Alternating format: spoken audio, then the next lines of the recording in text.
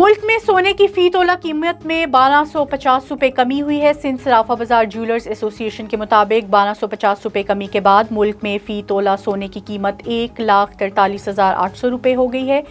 10 ग्राम सोना 1,072 रुपये होकर 1,23,285 रुपये का हो गया है। सिंध सराफा बाजार ज्वेलर्स एसोसिएशन के मुताबिक आलमी सराफा में सोना $14 कमी के बाद $1,695 फी औंस है। आलमी मंडी में खाम तेल की कीमतों में 5% तक इजाफा हो गया है। आलमी मंडी में ट्रेडिंग के दौरान ब्रेंट खाम तेल की कीमत $98 फी बैरल तक पहुंच गई है।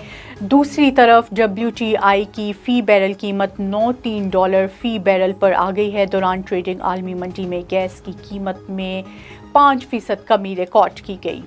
इंटरबैंक मार्केट में कारोबार के आगाज के कुछ ही देर के बाद डॉलर की कीमत में कमी देखने में आई है। तफसीलात के मुताबिक इंटरबैंक मार्केट में डॉलर की कीमत में 36 पैसे कम होने के बाद 219.56 रुपये पर आ गई है।